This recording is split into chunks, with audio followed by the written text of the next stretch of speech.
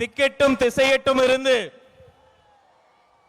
பெரியோர்களும் தாய்மார்களும் கூடி இருந்தது இந்த ஒரு நொடிக்காகத்தான். நேரில் வந்திருக்கிற சொந்த பந்தங்களே, நேரகில் பார்த்து கொண்டிருக்கக்கூடிய உலக தமிழர்களே, தமிழக வெற்றி கழகத்தினுடைய வெற்றி தலைவர், வருங்கால முதல்வர், தமிழ்நாட்டின் தலையெழுத்தை மாற்ற போகிற மந்திரம், தர்மத்தாயின் தவ புதல்வன், உங்கள் முன்னால் ஈரோடு மண்ணில், நம் கொள்கை தலைவர் மண்ணில் வெற்றி தலைவர் இதோ வருகிறார்.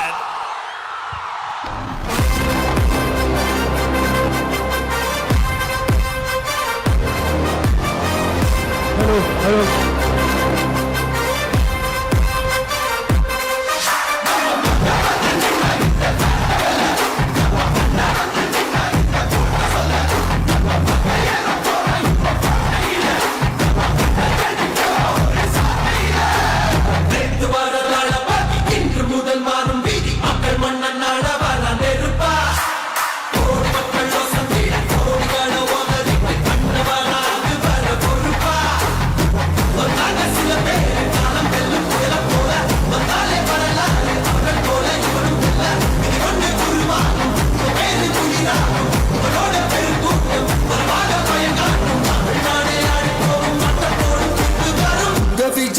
விஜய் உயிர் என்ன வரனா, விஜய் எளியவன் குரல்னா, விஜய் தனியால் இல்ல கடல்னா.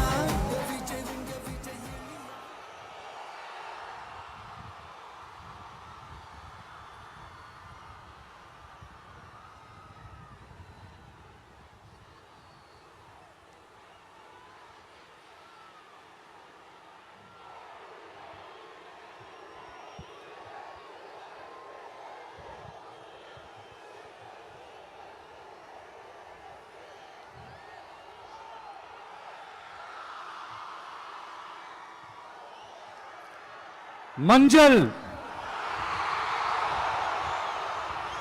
மஞ்சள் பொதுவா நல்ல காரியங்கள் ஸ்டார்ட் பண்றதுக்கு முன்னாடி இந்த மஞ்சள் எடுத்து வச்சுதான் ஸ்டார்ட் பண்ணுவாங்க. நம்ம வீட்டில் கூட நம்ம அம்மா அக்கா தங்கைகள் நமக்காக நாம நல்லா இருக்கணும்ன்றதுக்காக மஞ்சள் புடவை கட்டிக்கிட்டு தான் வேண்டிக்குவாங்க. அப்படி அந்த மஞ்சள்னாலே ஒரு தனி வைப்பு தாங்க. நம்ம கொடியில கூட அந்த வைப்ரண்டான அந்த எனர்ஜெட்டிக்கான அந்த மஞ்சள் இருக்குமே, அந்த மாதிரி மங்களகரமான மஞ்சள் விளையிற பூமி தான் இந்த ஈரோடு பூமி. இங்க வந்து மஞ்சளை பத்தி பேசாம வேற எங்க போய் பேசுறது? அது மட்டும் இல்ல, இங்க ஒரு மகத்தான ஒரு மனிதரை பத்தி நம்ம பேசி ஆகணும். இந்த ஈரோடு மண் விவசாயத்துக்கும் பேர் போன மண். இங்க நடக்கிற அந்த விவசாயத்துக்கு மிக முக்கியமான ஒரு கவசமா இருக்கிறது என்ன தெரியுமா? காலிங்கராயன் அணை, காலிங்கராயன் கால்வாய். காலிங்கராயன் அணை கட்டினதுலையும் கால்வாய் வெட்டினதுலையும் உயிரான உணர்வு பூர்வமான நிறைய விஷயங்கள் இருக்குது. அப்படி அந்த ப்ராசஸ்ல அவர் அந்த அணை கட்டும் போதும் கால்வாய் வெட்டும் போதும் ரொம்ப சோர்வடைஞ்சிட்டாராம். அப்ப அவங்க அம்மா அதை பார்த்துட்டு சொன்னாங்களாம், மகனே காளிங்கா, தயிர் வித்த காசு தாழ்வாரம் வரைக்கும் இருக்குது, மோர் வித்த காசு முகுடம் வரைக்கும் இருக்குது, அதை எடுத்துக்கிட்டு போய் அணைய கட்டியா கால்வாய வெட்டியான்னு சொல்லி தைரியம் கொடுத்தாங்களாம். பெத்த அம்மா கொடுக்கிற அந்த தைரியம் இருக்கு பாருங்க, அதை தாண்டி வேற எதுவுமே கிடையாதுங்க. ஒரு மனுஷனால எதையும் சாதிச்சு காட்ட முடியும். அப்படி ஒரு தைரியத்தை தான் இப்ப நீங்க என்னுடைய அம்மா, அக்கா, தங்கைகள், நண்பா, நண்பிகள், தோழர்கள் எல்லாரும் எனக்கு கொடுத்திருக்கிறீங்க. அதே தைரியத்தை, அதே துணையா என் கூட நிக்கிறீங்க. இதை எப்படி நம்ம பிரிச்சு விடலாம்? இதை எப்படி நம்ம கெடுக்கலாம்? என்னெல்லாம் அவதூறுகள் நம்ம விஜய் மேல சொல்லி மக்களை நம்ப வைக்கலாம்? என்னெல்லாம் சூழ்ச்சிகள் நம்ம விஜய் மேல பண்ணி மக்களை நம்ப வைக்கலாம்? இப்படி சூழ்ச்சிகளை மட்டுமே நம்பி பொழப்ப நடத்துற சில சூழ்ச்சிக்கார கூட்டங்கள் இதை தொடர்ந்து செஞ்சுக்கிட்டு தான் இருக்கு. ஆனா அவங்களுக்கு தெரியாது, இது இன்னைக்கு நேத்து வந்த உறவு இல்ல. கிட்டத்தட்ட 30-33 வருஷத்துக்கு மேல இருக்கிற உறவு. ஏன், நான் சினிமாக்கு வந்தப்போ எனக்கு வயசு 10. அப்பல இருந்தே இந்த உறவு ஸ்டார்ட் ஆகி போயிட்டு இருக்கேன்னு அவங்களுக்கு தெரியாம போச்சு. அதனால என்ன பண்ணாலும், நீங்க என்ன ட்ரை பண்ணாலும், எல்லாத்தையும் விட்டுட்டு மக்களுக்காக வந்திருக்கிற இந்த விஜய மக்கள் ஒரு நாளும் கைவிட மாட்டாங்க. மக்கள் கூடவே நிக்கிறாங்க, கூடவே நிப்பாங்கன்னு அவங்களுக்கு தெரியாம போச்சு. என்னப்பா நிப்பீங்கல்ல? உங்களை நம்பிதாப்பா வந்திருக்கிறேன். அதான் இந்த சத்தம் தாங்க வாழ்நாள் பூரா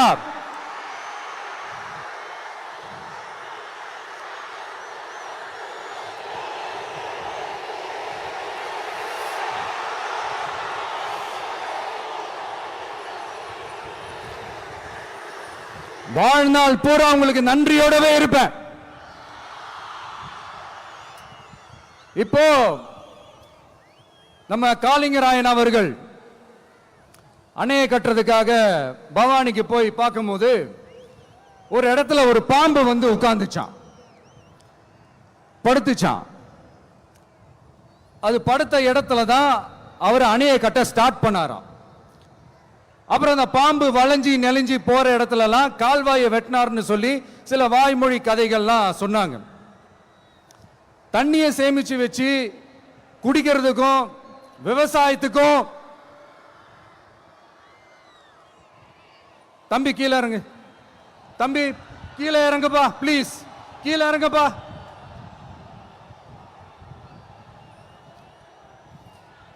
ஓகே, தேங்க்யூ கீழே இறங்குங்க, கீழே இறங்குப்பா. நீ இறங்கினாதான் முத்தம் கொடுப்பேன்.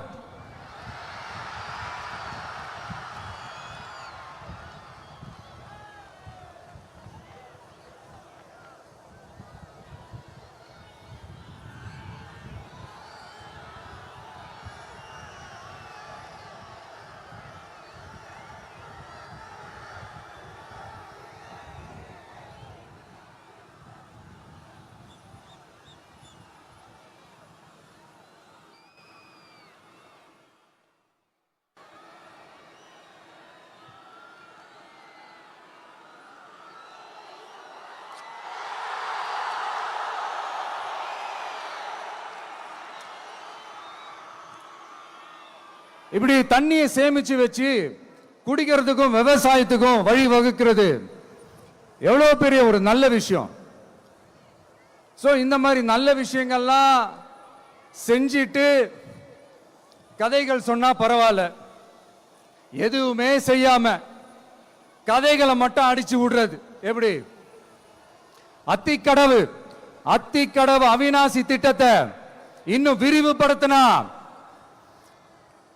அந்த 3 மாவட்டத்தில் இருக்கிற லட்சக்கணக்கான மக்களுக்கு எவ்வளவு பிரயோஜனமா இருக்கும். எத்தனையோ லட்சம் ஏக்கர் நிலங்கள்ல விவசாயம் நடத்தினா எவ்வளவு பிரயோஜனமா இருக்கும். ஏன் அதெல்லாம் பண்ண மாட்டேன்றீங்க? வள்ளுவர் கோட்டத்துக்கு காட்டுற அக்கறைய இங்க மக்கள் வாழ்வாதாரத்தில் கொஞ்சம் காட்டலாம்ல, ஏன் காட்ட மாட்டேன்றீங்க? இங்க என்ன கவர்மெண்ட் நடத்துறாங்களா இல்ல கண்காட்சி நடத்துறாங்களா? இந்த 21ஆம் நூற்றாண்டிலே மக்களை பத்தி எதுவுமே யோசிக்கிறது இல்ல. ஆனா அந்த காலத்திலேயே இது எல்லாத்தையும் பத்தி யோசிச்ச, மக்களை பத்தி, குடிக்கிற தண்ணியை பத்தி, விவசாயத்தை பத்தி, அணை கட்டுறதை பத்தி, கால்வாய் வெட்டுறதை பத்தி, இதெல்லாம் எங்கிருந்து? பவானியிலிருந்து நொய்யலாறு வரைக்கும் கால்வாய் வெட்டி இது எல்லாத்தையும் பத்தி யோசிச்ச காளிங்கராயன் அவர்களுக்கு கோடி கும்பிடு போட்டாலும் பார்த்தாதுங்க. இப்படி அந்த காலத்துல இருந்த ஒரு ஹீரோவை பத்தி பேசிட்டு, இந்த காலத்துல அதாவது 1920th செஞ்சுரியில இருந்த ஒரு ஹீரோவையும் பத்தி நம்ம பேசி ஆகணும்ல. ஒருத்தர் இலகிய மனம் கொண்ட ஹீரோனா, இன்னொருத்தர் இரும்பு மாதிரி அயன் மேன் தான். எஸ், நம்ம ஈரோடு கடப்பாறை தான்.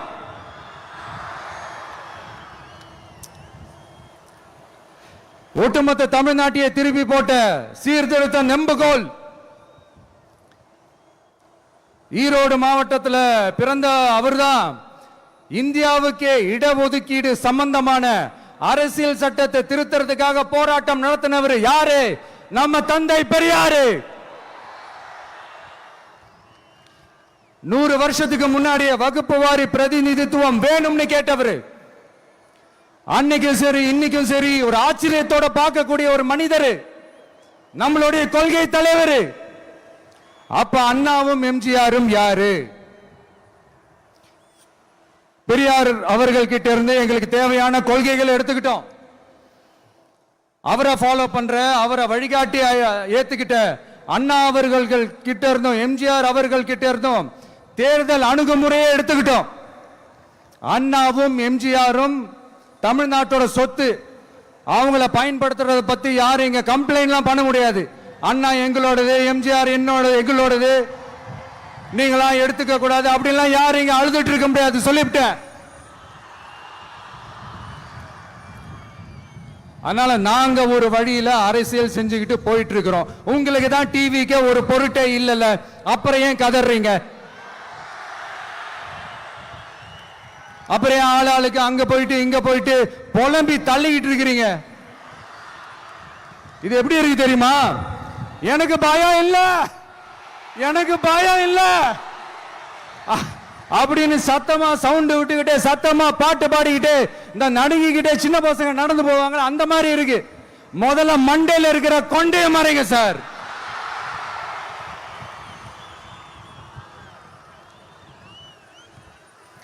சும்மா மாறு வேஷத்துல மறு வச்சுக்கிட்டு மீடியா ஆளு, ரேடியோ ஆளுன்னு இவங்க ஆளுங்களே மாத்தி மாத்தி அனுப்பிக்கிட்டு, இதெல்லாம் என்ன மக்களுக்கு தெரியாதுன்னு நினைச்சிட்டு இருக்கீங்களா?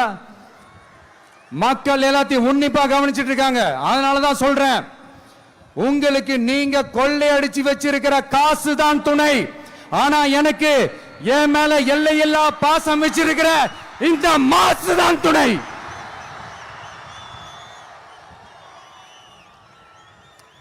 இப்படி நமக்கு துணையா இருக்கிற ஈரோடு மக்களுக்காக நான் இப்போ குரல் கொடுக்கலாம் வந்திருக்கிறேன். சரி, இப்ப விஷயத்துக்கு வருவோம்.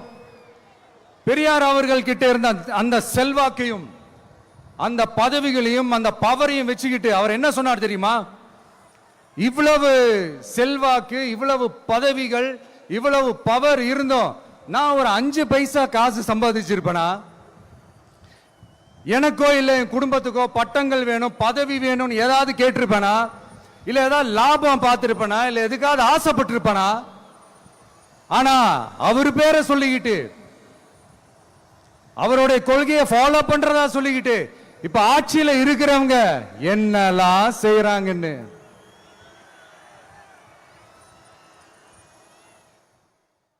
அதனாலதான் சொல்றோம், பெரியார் பேரை சொல்லிக்கிட்டு தயவு செஞ்சு கொள்ளையடிக்காதீங்கயா, தயவு செஞ்சு கொள்ளையடிக்காதீங்க. அவரு பேரை சொல்லிக்கிட்டு, பெரியார் பேரை சொல்லி கொள்ளையடிக்கிற இவங்க தான் நம்மளுடைய அரசியல் எதிரி. மக்களை நீங்க சொல்லுங்க, நம்மளுடைய அரசியல் எதிரி யாரு? நம்மளுடைய கொள்கை எதிரி யாரு? ரிப்பீட், நம்மளுடைய அரசியல் எதிரி யாரு? நம்மளுடைய கொள்கை எதிரி யாரு? உங்களுக்கு புரியுது இல்ல? எனக்கு அது போதும்யா, எனக்கு வேற எதுவுமே தேவையில்லை.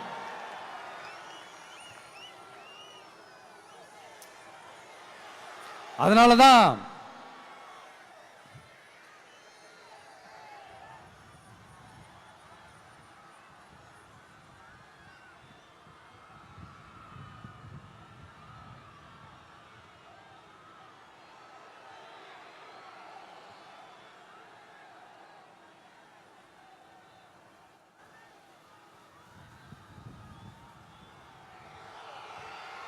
உங்களுக்கு நம்மளை பத்தி நம்ம அரசியலோட நீங்க எல்லாரும் என்னோட அரசியலோட கனெக்டடா இருக்கீங்கன்றது ரொம்ப தெளிவா தெரியுது. அதனால எனக்கு அது போதும். அதனாலதான் எதிரிகள் யாருன்னு சொல்லிட்டு களத்துக்கு வந்திருக்கிறோம். அதனால அவங்கள மட்டும் தான் எதிர்ப்போம். அதுவும் அந்த எதிரிகள் யாரு இப்போ இங்க 2026 சட்டமன்ற தேர்தலில் களத்தில் இருக்கிறாங்களோ அவங்கள மட்டும் தான் எதிர்ப்போம். சும்மா களத்திலே இல்லாதவங்களையும் களத்துக்கும் அவங்களுக்கும் சம்பந்தமே இல்லாதவங்களையும் எதிர்க்கிற ஐடியாலாம் இல்ல பாஸ். நீங்க கேட்கிறீங்கன்றதுக்காக எதிர்த்துட்டு இருக்க முடியாது பாஸ். எங்களுக்கு நிறைய வேலை இருக்குது.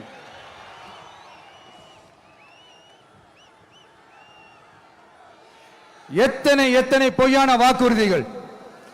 வந்த உடனே நீட்டை ரத்து செய்வோம், கல்வி கடனை ரத்து செய்வோம், கேஸ் சிலிண்டருக்கு மானியமா 100 ரூபாய் தருவோம், என்னெல்லாம் அடிச்சு விட்டுட்டு இன்னி வரைக்கும் கேட்கிறேன், இதெல்லாம் சொன்னாங்களே செஞ்சாங்களா? இவங்க எப்பவுமே இப்படிதான், சொல்றது ஒண்ணு செய்யறது ஒண்ணு. திமுகவும் பிரச்சனைகளும் ஃபெவிகால் போட்டு ஓட்டின ஃப்ரெண்ட்ஸ் மாதிரி ஒன்னிலிருந்து ஒன்ன பிரிக்கவே முடியாது. இப்போ ஈரோடு பகுதியில் இருக்கிற பிரச்சனையை பத்தி பேசுவோம். பெரியார் பேரை மட்டும் சொல்லிக்கிட்டு எப்படி அவரோட கொள்கைகளுக்கு எதிராக செயல்படுறாங்களோ அப்படிதான் இந்த மஞ்சள் நகரத்தோட மஞ்சளுக்கும் ஒண்ணும் பண்ணல, மஞ்சள் விவசாயிகளுக்கும் ஒண்ணும் பண்ணல. ஆராய்ச்சி மையம், சிறப்பு மையம்னு கோடியா டெண்டர் விட்டாங்க, பேருக்கு கட்டிடத்தை கட்டினாங்க. ஆனா உலகமே போட்டி போட்டு வாங்குற மஞ்சளை மதிப்பு கூட்டி விற்பனை செய்ய, அதாவது அதோட வேல்யூ இன்க்ரீஸ் பண்ணி நம்ம விவசாயிகளுக்கும் இந்த மாவட்ட மக்களுக்கும் நன்மை செய்ய இதுவரைக்கும் என்ன செஞ்சிருக்காங்கன்னு யோசிச்சு பார்த்தா ஒரு பெரிய ஜீரோ தான். கரும்பு நெல்லுக்கு அரசாங்கம் விலை பிக்ஸ் பண்றாங்க, அதையும் ஒழுங்கா பண்றதில்ல. ஒவ்வொரு முறையும் பிரச்சனை. அங்க நெல் கொள்முதல் செய்யறதுல ஊழல். சரி, நாம கஷ்டப்பட்டு விளைய வச்சது வீணா போக கூடாதுன்னு நினைச்சு நம்ம விவசாயிகள் கேட்கிற லஞ்சத்தை கொடுத்தாலும் அதுக்கப்புறம் கூட அந்த கொள்முதல் ஒழுங்கா நடக்கிறது இல்லை. அதையும் தாண்டி ஏதோ ஒரு விலை விவசாயிகளுக்கு கிடைக்குது. அப்படிலாம் இல்லாம ஒழுங்கா நேர்மையா நம்ம மஞ்சளுக்கும் நியாயமான விலை பிக்ஸ் பண்ணி தரமான விதைகளை கொடுத்தா என்ன குறைஞ்சா போயிடுவாங்க? இதெல்லாம் யோசிக்கிறதுக்கு அவங்களுக்கு நேரமே இல்லை. 24x7 அவங்களோட யோசனை என்ன தெரியுமா?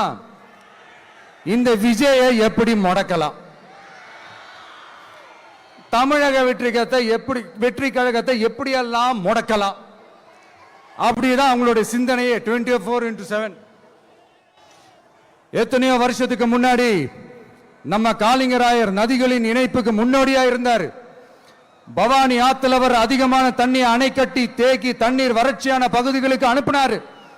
ஆனா இன்னைக்கு இவ்வளவு நவீன வசதிகள் இருந்தோம், இவ்வளவு சயின்ஸ் வளர்ச்சிகள் இருந்தோம், இவ்வளவு டெக்னாலஜி வளர்ச்சிகள் இருந்தோம், அவங்க வாக்குறுதியில் ஒண்ணு கொடுத்தாங்கல்ல, பவானி நொய்யலாறு அமராவதி 6 இணைப்பு திட்டத்துக்கு ஒரு துரும்ப கூட கிள்ளி போடல. வாக்குறுதி நம்பர் 103 சொன்னாங்களே செஞ்சாங்களா? சரி, இதாவது ஒரு பெரிய ப்ராஜெக்ட் வைங்க.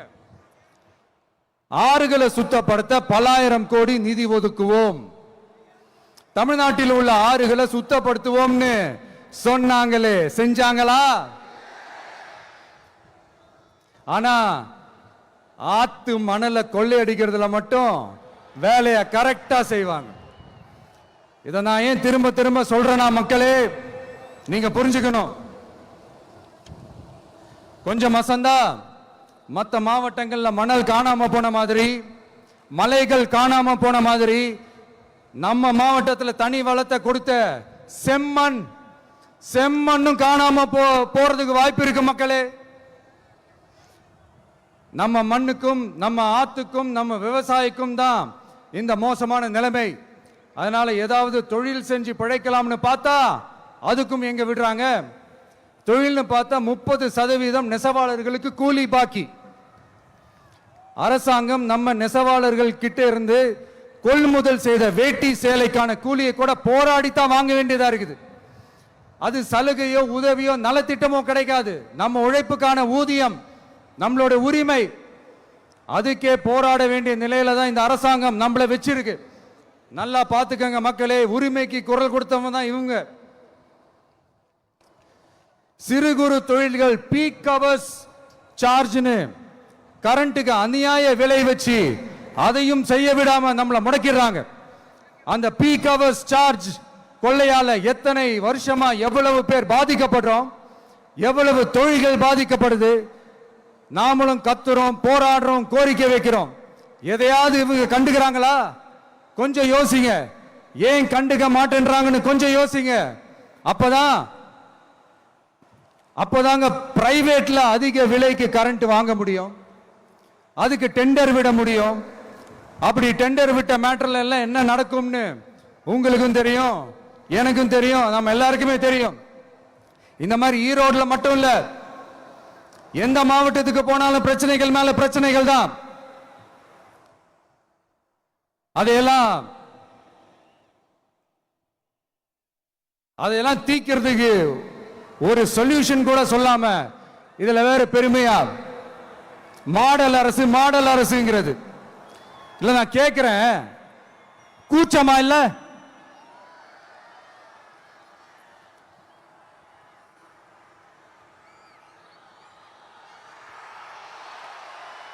இதெல்லாம் கேட்டா அப்படியே நம்ம பக்கம் யூட்டர்ன் அடிச்சு வந்துருவாங்க.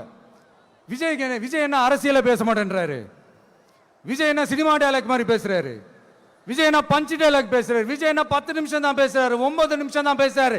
நான் எத்தனை நிமிஷம் பேசினா உங்களுக்கு என்ன சார்? நான் எப்படி பேசினா உங்களுக்கு என்ன சார்? உள்ள விஷயம் என்னன்னு பாருங்க சார். ஒவ்வொரு மாவட்டத்துக்கும் போய் மக்கள் ஃபேஸ் பண்ற பிரச்சனைகளை எடுத்து பேசிட்டு இருக்கிறேன். பின்ன அது அரசியல் இல்லாம வேற எதுதான் அரசியல்? உங்களை மாதிரி தனிப்பட்ட முறையில தரக்குறைவா அசிங்கமா பேசுறதுதான் அரசியல்னா அந்த அரசியல் நமக்கு வராதுன்னா நல்லாவே வரும். உங்களை விட எனக்கு அது நல்லாவே வரும். வேணான்னு விட்டு வச்சிருக்கிறோம். அப்புறம் உங்களுக்கு நமக்கு என்ன வித்தியாசம்? காஞ்சிபுரத்தில் நாம பேசும்போது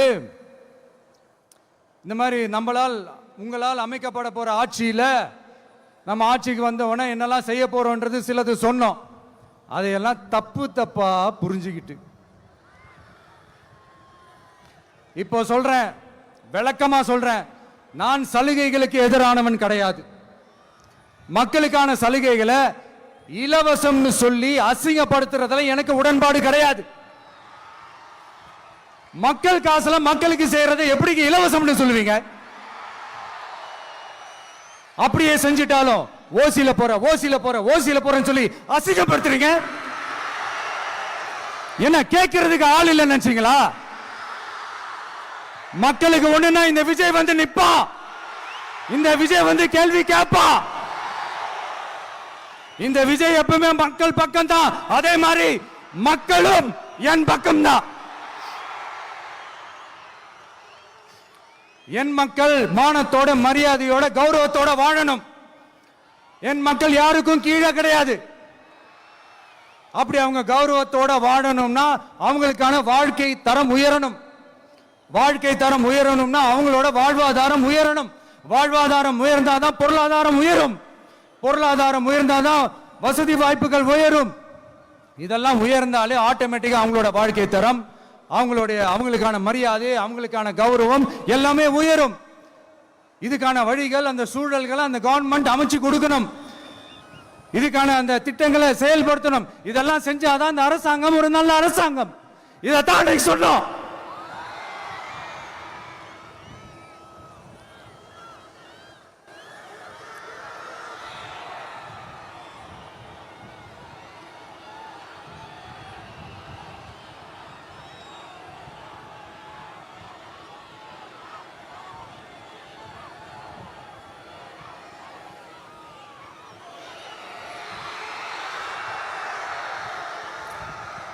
இதைத்தான் அன்னைக்கு சொன்னோம். உடனே சொன்னா மட்டும் போதுமா, எப்படி செயல்படுத்துவீங்க? நாங்க என்ன வாயிலேயே வடை சுடுறதுக்கு டிஎம்கேவா, டிவி கேடா?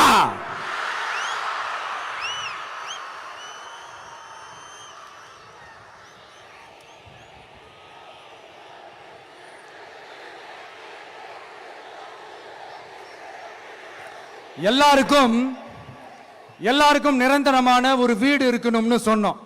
உடனே எங்க ஆட்சியிலே நாங்க எல்லாரும் வீடு கட்டி கொடுத்துட்டோமே அப்படிங்கிறது இல்ல. நான் கேட்கிறேன், இங்க உங்களை தான் கேட்கிறேன், இங்க வாடகைக்கு இருக்கிறவங்களே இங்க யாரும் இல்லையா? எல்லாருக்கும் சொந்தமா வீடு கட்டி கொடுத்துட்டாங்களா? அடுத்து வீட்டில் இருக்கிற ஒவ்வொருத்தரும் மினிமம் டிகிரி படிச்சிருக்கணும் அப்படின்னு சொன்னோம். உடனே எங்க ஆட்சியிலே எல்லாரும் டிகிரி படிச்சு முடிச்சிட்டாங்களே அப்படிங்கிற மாதிரி சொல்றது அது உண்மைனா? ஸ்கூல் லெவல்லையே டிராப் அவுட்ஸ் அதிகமானது யாரோட ஆட்சியிலங்க?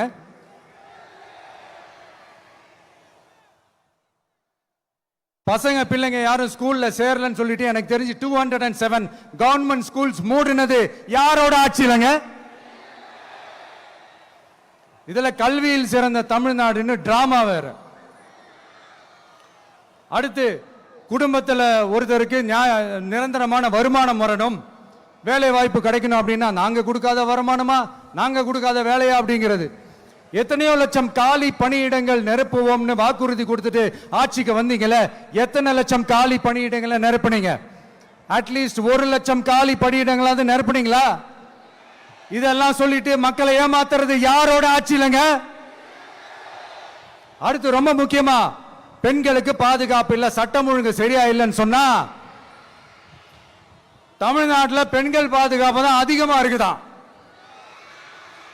நீங்க சொல்லுங்க மக்களே, பெண்கள் பாதுகாப்பு இருக்கு, சட்டம் ஒழுங்கு சரியா இருக்கு? அவங்க சொல்றது உண்மையா? அவங்க சொல்றதை நீங்க ஏத்துக்கிறீங்களா? சத்தமா கேக்குதா சார்? இதுதான் ரியாலிட்டி, இதுதான் நிஜம். நம்மளுடைய ஆட்சியில சட்டம் ஒழுங்குல சமரசமே இருக்காது. அதனாலதான் இவ்வளவு ஸ்ட்ராங்கா சொல்றோம், தைரியமா இருங்க மக்களே. இந்த மாதிரி விஷயங்கள்லாம் நம்ம மக்கள் கிட்ட எடுத்து சொன்னா உடனே இந்த இது எடுத்துட்டு வந்துருவாங்க.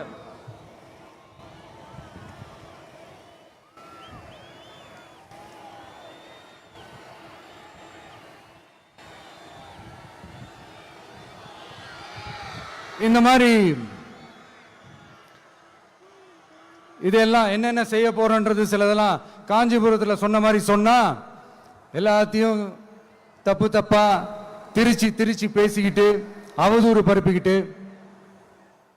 நான் கூட யோசிப்பேன், எம்ஜிஆர் அவர்களும் மேடம் ஜெயலலிதா மேடம் அவங்களும் ஒரே வார்த்தையில சொல்லி இந்த திமுகவை காலி பண்ணாங்கல்ல. நான் கூட யோசிப்பேன், ஏன் இவ்வளவு ஹார்ஷா பேசுறாங்க, ஏன் இவ்வளவு ஹார்ஷா அவங்கள திட்டுறாங்கன்னு யோசிச்சது உண்டு. இப்பதானே புரியுது. அவங்க 2 பேரும் சொன்னதை இப்ப நானும் ரிப்பீட் பண்றேன். திமுக ஒரு தீய சக்தி, திமுக ஒரு தீய சக்தி, திமுக ஒரு தீய சக்தி, திமுக ஒரு தீய சக்தி, தீய சக்தி, தீய சக்தி, தீய சக்தி. என் நெஞ்சில் குடியிருக்கும் ஈரோடு மக்களே,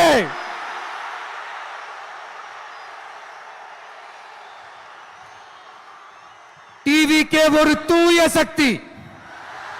எப்படி? டிவிகே ஒரு தூய சக்தி. தூய சக்தி டிவிகேவுக்கும் தீய சக்தி டிஎம்கேவுக்கும் தான் போட்டியே. என்ன முடக்கலாம்னு நினைக்கிறீங்க, ஆனா இந்த சத்தத்தை ஒரு நாள் உங்களால முடக்க முடியாது. மக்கள் விரோத திமுக அரசை வீழ்த்த மக்கள் சக்தியான நம்மளால மட்டும்தான் முடியும். அண்ணன் செங்கோட்டையன் அண்ணன் அவர்கள் நம்ம கூட வந்து சேர்ந்தது நமக்கு ஒரு மிகப்பெரிய ஒரு பலம். அந்த மாதிரி செங்கோட்டையன் அண்ணன் அவர்கள் மாதிரி இன்னும் நிறைய பேர் வந்து சேர இருக்கிறாங்க. அவங்க எல்லாருக்குமே அந்த உரிய அங்கீகாரத்தை கொடுப்போம். அது மட்டும் இல்ல, அப்புறம் இன்னொரு விஷயம் சொல்ல மறந்துட்டேன். இப்போ ரீசண்டா ஒரு இடத்துல நம்ம சிஎம் சார் அவர்கள் பேசும்போது சொன்னாங்க, என் கேரக்டரையே புரிஞ்சுக்க மாட்டேங்கிறேன். இது சினிமா டயலாக் இல்லையா? நான் ஏதாவது பேசினா சினிமா டயலாகா? சார் பேசினா அது சினிமா டயலாக் இல்லையா? சிலப்பதிகாரத்திலிருந்து எடுத்ததான் அந்த லைன். என் கேரக்டரையே புரிஞ்சுக்க மாட்டேன்றது. உங்களை எப்படிதான் சார் புரிஞ்சுக்கிறது? எந்தெந்த விஷயத்துலலாம் சார் உங்க கேரக்டர் நாங்க புரிஞ்சுக்கிறது? அதையும் நீங்களே சொல்லிட்டீங்கன்னா கொஞ்சம் நல்லா இருக்கும் சார். சட்டம் ஒழுங்குல நாடே சந்தி சிரிக்குது, அதுலயா? பெண்கள் பாதுகாப்புல நாடே சந்தி சிரிக்குது, அதுலயா? பொய் வாக்குறுதிகளா கொடுத்து ஏமாத்தி ஆட்சிக்கு வந்தீங்களே, அதுலயா? எதுலதான் சார் உங்க கேரக்டர் நாங்க புரிஞ்சுக்கிறது? ஆனா ஒண்ணு, தமிழ்நாட்டில் ஆட்சி செய்யற நீங்களும் சரி, ஒன்றியத்தில் ஆட்சி செய்யறவங்களும் சரி, நீங்க ரெண்டு பேரும் முதல்ல என்னோட கேரக்டரை புரிஞ்சுக்கணும் சார். என்னோட கேரக்டர்னு சொன்னது நம்ம மக்களோட கேரக்டரை. 2026 சட்டமன்ற தேர்தலோட அந்த கேரக்டரே கொஞ்சம் வேற மாதிரி சார். அதை கொஞ்சம் தயவு செஞ்சு நீங்க புரிஞ்சுக்கணும் சார். புரிஞ்சுக்கலன்னா மக்களே உங்களுக்கு புரிய வைப்பாங்க சார். கான்பிடென்டா இருங்க சார், நல்லதே நடக்கும் சார். வெற்றி நிச்சயம் சார். மீண்டும் சந்திக்கும் வரை நன்றி, வணக்கங்க சார். நண்பா, நண்பிகள், இங்க வந்து எல்லாம் வந்து பார்த்தோம், எல்லாம் நல்லபடியா நடந்தது. சேஃபா வந்துட்டு சேஃபா வீட்டுக்கு போயிடுங்க. எனக்கு எல்லாத்தையும் விட நீங்க தான் எனக்கு முக்கியம். தயவு செஞ்சு சேஃப்டியா போயிட்டு வாங்க. ஒரு ஈரோடு செல்ஃபி ஒன்று எடுப்போமா?